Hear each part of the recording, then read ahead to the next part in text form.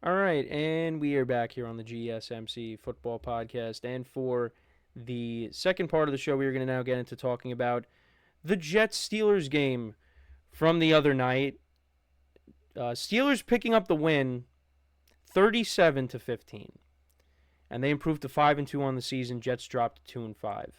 And this was the first game of the reunion between Aaron Rodgers and Davante Adams. Davante Adams only had 30 yards receiving in this game. I mean, you figured Davante's going to have some big games as we move along here, but yeah, quiet day for him. Not a good game for Garrett Wilson. Breece Hall played well in this game. He ended up being their leading receiver, but yeah, this was a mess for the Jets. So Russell Wilson, he started for the first time this year. I honestly thought, Fields, got them off to a 4-2 start. You thought he was going to, continue to be the starter, but Mike Tomlin, elected to go back to Russell Wilson, and Russ played okay. Um, I don't think he was spectacular, but he did what he was supposed to do. Didn't turn the ball over, and the Steelers, they also leaned on that running game as well. The Jets continue to struggle against the run. And yeah, let's kind of go through it. So the Steelers, they scored on their first drive. They got the ball to start the game. You had a 15-yard reception by Darnell Washington, the other tight end. Najee Harris had an 18-yard run on this drive.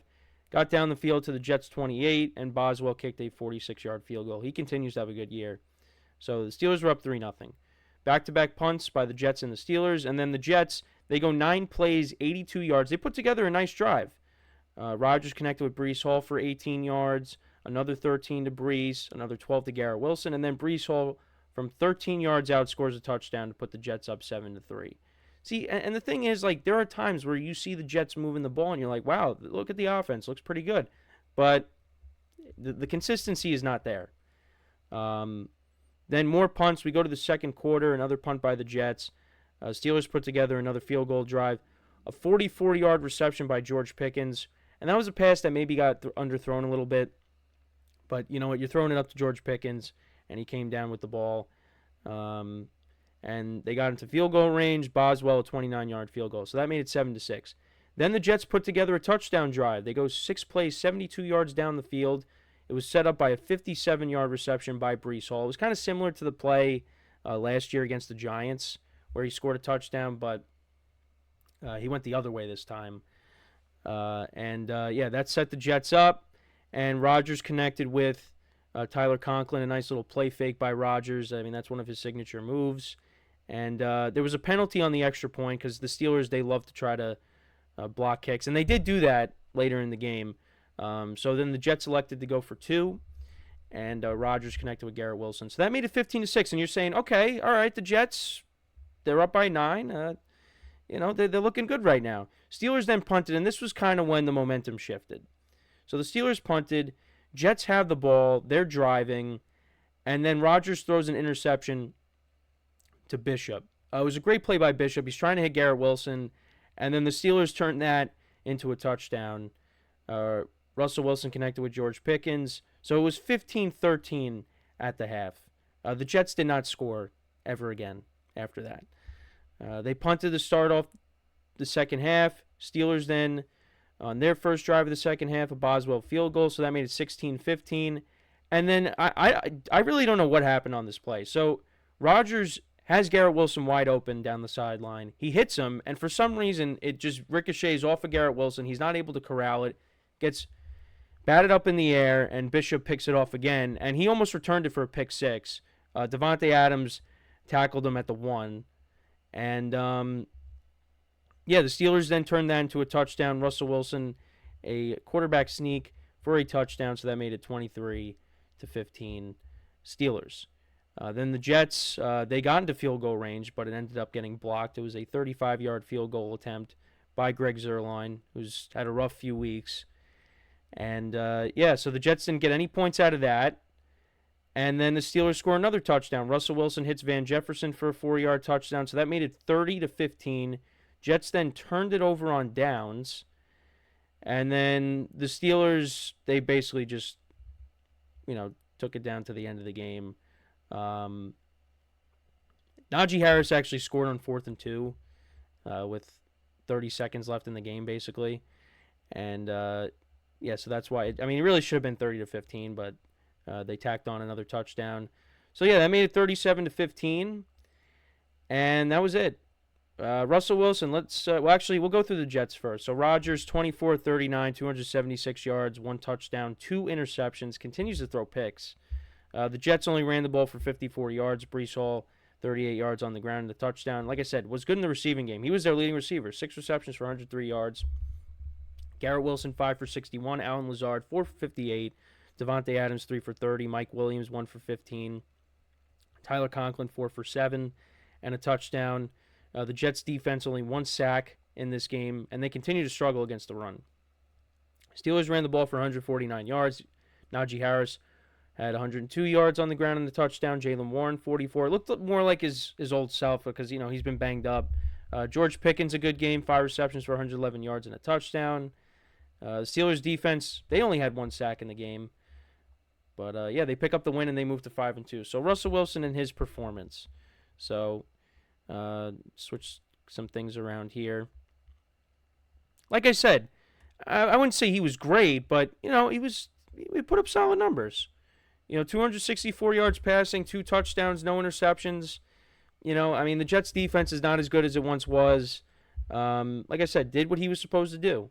And, now for the moment, Mike Tomlin looks like a genius for going to Russell Wilson. He's definitely limited. There were times where I thought, he could have took off with it and ran, but he didn't do that. So you wonder, is the calf still an issue, or is it just, this is who Russell Wilson is now? Because what made Russell Wilson special was him extending plays.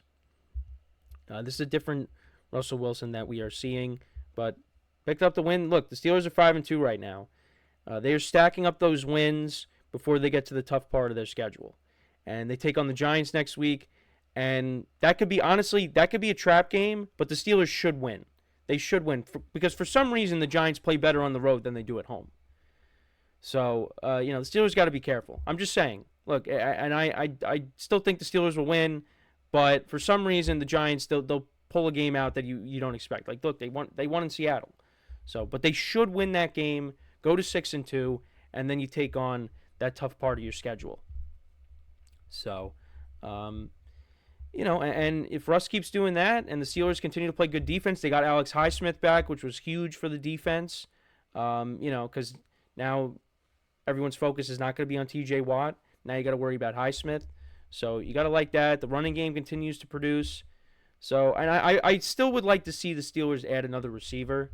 They do need that. Pat Freiermuth made some good plays in this game. Of course, George Pickens, a good game as well. So, yeah, that was a good win for the Steelers. But for the Jets, it's more of the same. It's just they put together good drives, and you're thinking, okay, this is where they're going to start clicking, and then it just doesn't happen. And, they were up 15-6. You thought, okay, this could be the beginning of a run for them, and then it all turned. And, look, it's not just one aspect of this game, but or just one aspect of the team. It's a lot of things. The defense is not playing well. Rodgers is not playing great. The defense cannot stop the run, and they had some guys banged up in the secondary, and that made a difference because George Pickens had a big game. Coaching is a big thing. And people talking about this, that how Ulbrich, now he's the head coach, he's paying less attention to the defense, and now the defense is struggling because of that. That's part of the reason. The defense was already struggling, but now it's, you take Saleh out of the equation. Ulbrich now is the head coach, and it's like,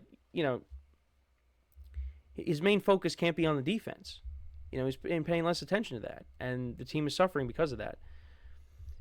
Look, I don't think Robert Saleh was a good coach. However, I do think letting him go in the middle of the season, it didn't really make sense to me. I think what they should have did was, which they ended up doing anyways, is you demote Hackett and you bring in another play caller. and you keep Salah. But they didn't do that. And yeah, this season is spiraling out of control now for the Jets. And look, I get it. This was a gamble I was taking by saying, hey, look, they have a lot of talent on this team. Rodgers comes back, the offense will look better, hopefully, and they'll be a good team. But it's not the case. It's going the complete opposite, and I'm gonna own it. I'm gonna own it. And it's unfortunate because I'd like to see Rodgers at least go out on some sort of a high note, and not go out, like it looks like he's gonna go out, which is just the Jets not having a good year, even with Davante Adams in the picture. I mean, the problem is there's too many issues on this team, and they did not have a good coaching staff coming into this year, and surprisingly, unsurprisingly, now with Salah being out, it got worse, because now you're taking someone's full attention away from the defense, and it's just, again, you go back to Brady and Stafford and Peyton Manning, when they went to their new teams, there was structure there. The Buccaneers had a good defense. Bruce Arians is a good head coach. I mean, the relationship between Brady and Arians maybe wasn't the best, but it worked. They won a Super Bowl. There was structure there. There was structure with the Rams.